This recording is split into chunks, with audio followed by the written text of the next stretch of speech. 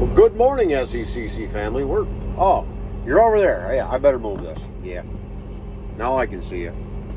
Hey, we're going to be wrapping up Judges today.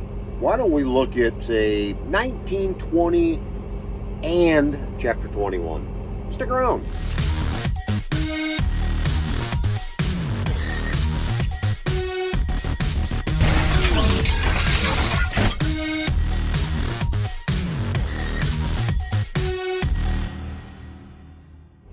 Judges chapter 19. In those days, when there was no king in Israel, a certain Levite was sojourning in the remote parts of the hill country of Ephraim, who took to himself a concubine from Bethlehem in Judah. And his concubine was unfaithful to him, and she went away from him to her father's house at Bethlehem in Judah, and was there some 4 months.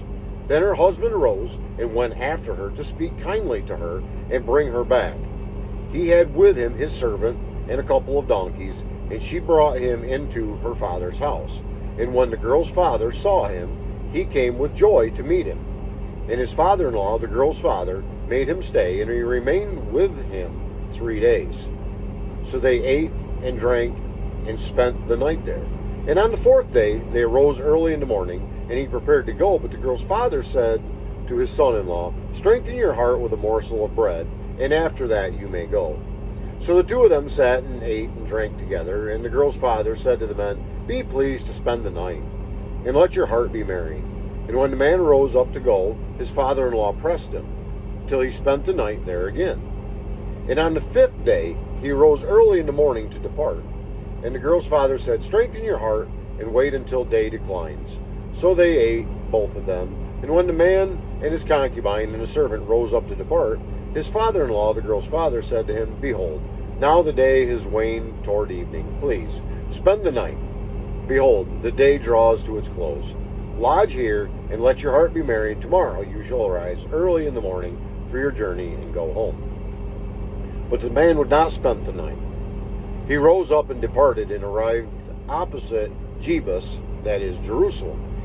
He had with him a couple of saddled donkeys, and his concubine was with him. When they were near Jebus, the day was nearly over, and the servant said to his master, "Come now, let us turn aside to the city of the Jebusites and spend the night in it." And his master said to him, "We will not turn aside into the city of foreigners, who do not belong to the people of Israel, but we will pass on to Gibeah." And he said to his young man, "Come, let us draw near to one of these places and spend the night at Gibeah or at Ramah." So they passed on and went their way. And the sun went down on them near Gibeah, which belongs to Benjamin. And they turned aside there to go in to spend the night at Gibeah. And they went in and sat down in the open square of the city, for no one took them into his house to spend the night. And behold, an old man was coming from his work at the field at evening. The man was from the hill country of Ephraim, and was sojourning in Gibeah. The men of the place were Benjaminites.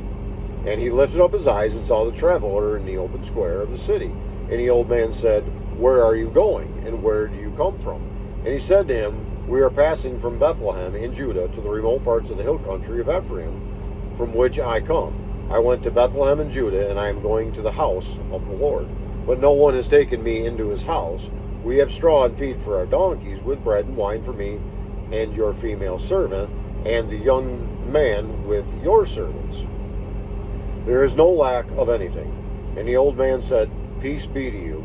I will care for all your wants, only do not spend the night in the square."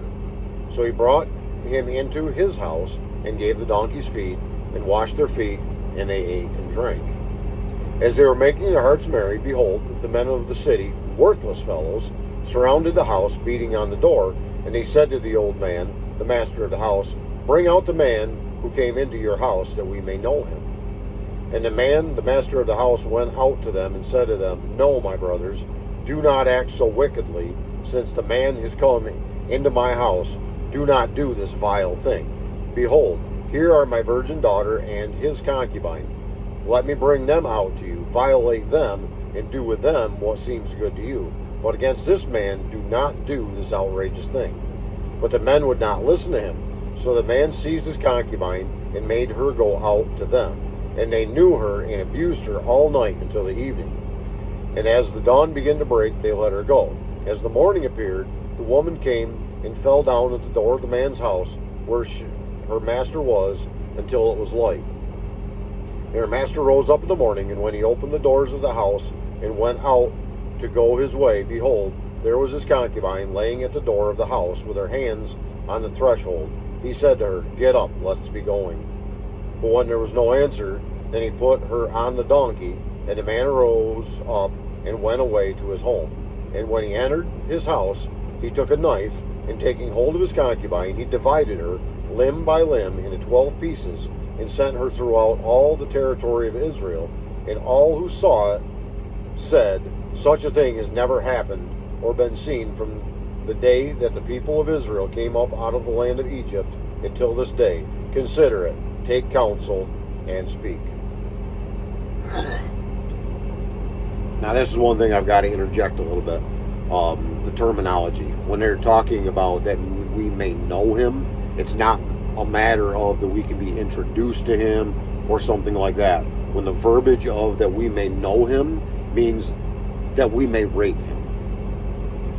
The men of the city, as soon as this man went in, they're ready to knock the doors down and rape him. Just like we read in Genesis with Lot and his family and the two angels that came in, and they were ready to break down the door of the house of Lot's house and rape the angels. The debauchery in Israel at this time was absolutely unbelievable how bad the actions were. But then again, look at what's around us. We're pretty much no different now than they were then. It's sick. Judges chapter 20. Then all the people of Israel came out from Dan to Beersheba, including the land of Gilead, and the congregation assembled as one man to the Lord at Mizpah. And the chiefs of all the people of the tribes of Israel presented themselves in the assembly of the people of God. 400,000 men on foot that drew the sword. Now the people of Benjamin heard that the people of Israel had gone up to Mizpah, and the people of Israel said, Tell us, how did this evil happen? And the Levite, the husband of the woman who was murdered, answered and said, I came to Gibeah that belongs to Benjamin, I and my concubine, to spend the night. And the leaders of Gibeah rose against me and surrounded the house against me by night. They meant to kill me, and they violated my concubine, and she is dead. So I took hold of my concubine, and I cut her into pieces, and sent her throughout the country of the inheritance of Israel, for they have committed abomination and outrage in Israel. Behold, you people of Israel, all of you, give your advice and counsel here. And all the people arose as one man, saying, None of us will go to his tent, and none of us will return to his house. But now this is what we will do to Gibeah. We will go up against it by lot, and we will take 10 men of 100 throughout all the tribes of Israel, and 100 of 1,000, and 1,000 of 10,000, to bring provisions for the people, that when they come, they may repay Gibeah of Benjamin for all the outrage that they have committed in Israel. So all the men of Israel gathered against the city, united as one man. And the tribes of Israel sent men throughout all the tribe of Benjamin, saying, What evil is this that has taken place among you? Now, therefore, give up the men, the worthless fellows in Gibeah, that we may put them to death and purge evil from Israel. But the Benjaminites would not listen to the voice of their brothers, the people of Israel. Then the people of Benjamin came together out of the cities to Gibeah to go out to battle against the people of Israel. And the people of Benjamin mustered out of their cities on that day 26,000 men who drew the sword, besides the inhabitants of Gibeah, who mustered 700 chosen men. Among these were 700 chosen men who were left-handed. Every one could sling a stone at a hair and not miss. And the men of Israel, apart from Benjamin, mustered 400,000 men who drew the sword. All these were men of war.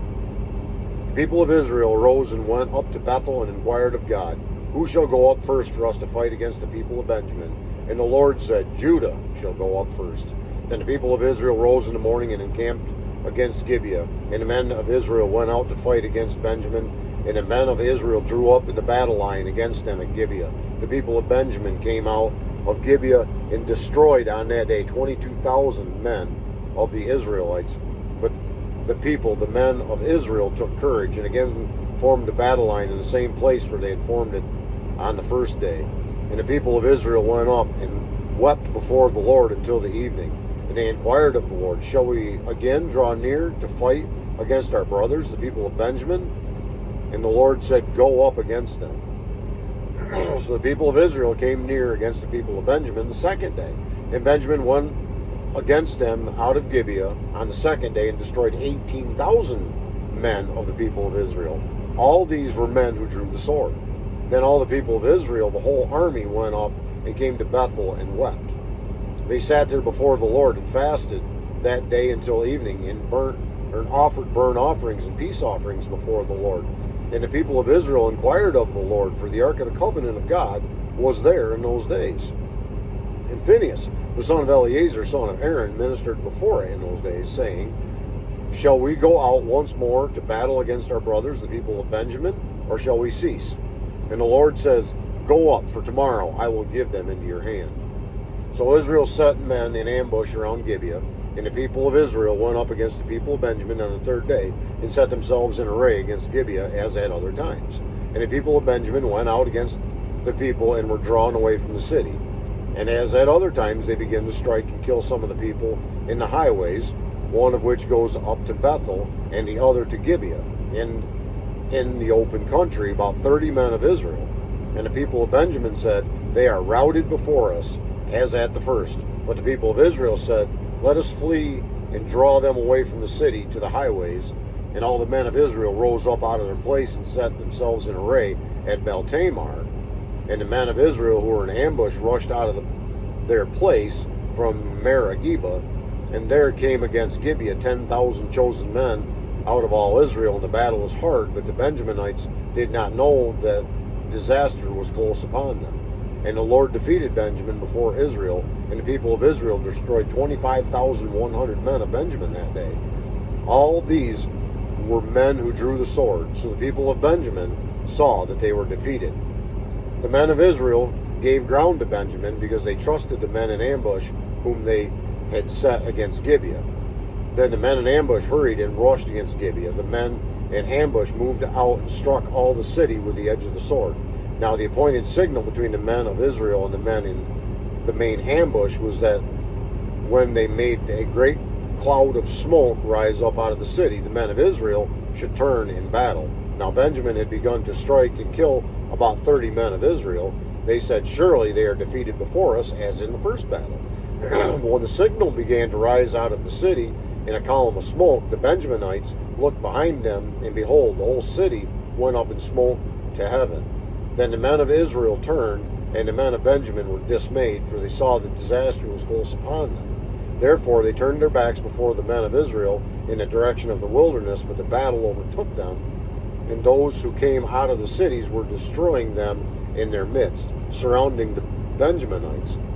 They pursued them and trod them down from Nohah as far as opposite Gibeah on the east. 18,000 men of Benjamin fell, all of them men of valor. And they turned and fled toward the wilderness to the rock of Rimmon. 5,000 men of them were cut down in the highways, and they were pursued hard to Gidom, and 2,000 men of them were struck down. So all who fell that day of Benjamin were 25,000 men who drew the sword, all of them men of valor.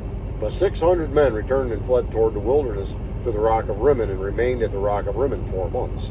And the men of Israel turned back against the people of Benjamin, and struck them with the edge of the sword, the city, men, and beasts, all that they found, all the towns that they found they set on fire. Judges 21, the final chapter. Now the men of Israel had sworn at Mizpah, no one of us shall give his daughter in marriage to Benjamin. And the people came to Bethel and sat there till the evening before God. And they lifted up their voices and wept bitterly. And he said, O Lord, the God of Israel, why has this happened in Israel, that today there should be one tribe lacking in Israel? And the next day the people rose early and built there an altar and burnt offerings and peace offerings. And the people of Israel said, which of all the tribes of Israel did not come up in the assembly to the Lord? for they had taken a great oath concerning him who did not come up to the Lord to Mizpah, saying, he shall surely be put to death. And the people of Israel had compassion for Benjamin, their brother, and said, one tribe is cut off from Israel this day. What shall we do for wives for those who are left? Since we have sworn by the Lord that we will not give them any of our daughters for wives. And they said, what one is there of the tribes of Israel that did not come up to the Lord to Mizpah? And behold, no one had come up to the camp from Jabesh Gilead to the assembly. For when the people were mustered, behold, not one of the inhabitants of Jabesh Gilead was there. So the congregation sent 12,000 of their bravest men there, and commanded them, go and strike the inhabitants of Jabesh Gilead with the edge of the sword, also the women and the little ones. This is what you shall do. Every male and every woman that has lain with a male you shall devote to destruction.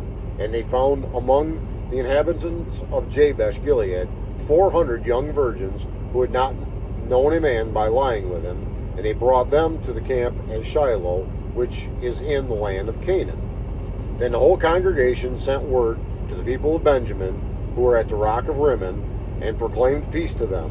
And Benjamin returned at that time, and they gave them the women whom they had saved alive of the women of Jabesh Gilead, but there were not enough for them. And the people had compassion on Benjamin, because the Lord had made a breach in the tribes of Israel. And the elders of the congregation said, what shall we do for wives for those who are left, since the women are destroyed out of Benjamin? And they said, there must be an inheritance for the survivors of Benjamin, that a tribe not be blotted out from Israel. Yet we cannot give them wives from our daughters, for the people of Israel had sworn, cursed be he who gives a wife to Benjamin. So they said, behold, there is the yearly feast of the Lord at Shiloh, which is north of Bethel, on the east of the highway that goes up from Bethel to Shechem, and south of Lebanon. And they commanded the people of Benjamin, saying, go and lie in ambush in the vineyards and watch. If the daughters of Shiloh come out to dance in the dances, then come out of the vineyards and snatch each man his wife from the daughters of Shiloh, and go to the land of Benjamin. And when their fathers or their brothers come to complain to us, we will say to them, grant them graciously to us, because we did not take for each man of them his wife in battle. Neither did you give them to them, else you would now be guilty. And the people of Benjamin did so, and took their wives according to their number from the dancers whom they carried off. Then they went and returned to their inheritance, and rebuilt the towns and lived in them. And the people of Israel departed from there at that time, every man to his tribe and family, and they went out from there, every man to his inheritance. In those days there was no king in Israel. Everyone did what was right in his own eyes. We've heard that statement a bunch of times in these last few chapters, that everybody did what was right in their own eyes. And that's where our society is right now, folks. If we look at how everybody does right in their own eyes, how bad did their society get messed up? How bad is our society right now being messed up? We have to look to the Lord, not to ourselves. And remember, this is something I see so often with pastors that do it, and just believers across the world feel that God is here to do for us. Because it's all about us, right? They're constantly preaching this fake gospel of God is here to do for us, putting us in this same position. We do what's right in our own eyes, and God is just going to bless us for it. No. It's the exact opposite. God put us on this earth to do for Him. Him, not us. The world has it completely wrong. He set up the rules. We are to abide by the rules. Then society will make sense. When society does it their way, it's a screwed up mess. When society does it God's way, it starts to make sense. That wraps up our study for today in Judges. We did 19, 20, and 21. Tomorrow we are right on to, it says right there, Ruth chapter 1. As I said before, really love the book of Ruth. Read through it many, many times. It's just a great read. I hope you'll stick around for that. But until we get into Ruth tomorrow, I would ask that the Lord would richly, very richly bless you. And I'm not talking raining down blessings from heaven of health, wealth, and prosperity garbage. But bless you by strengthening you to do His will. To bless you, to give you courage to go out and do the good deeds that He has set before you. We know that good deeds won't save us.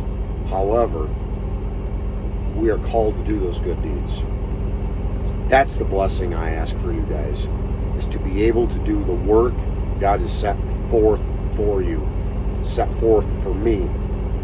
But until then, I'll see you tomorrow.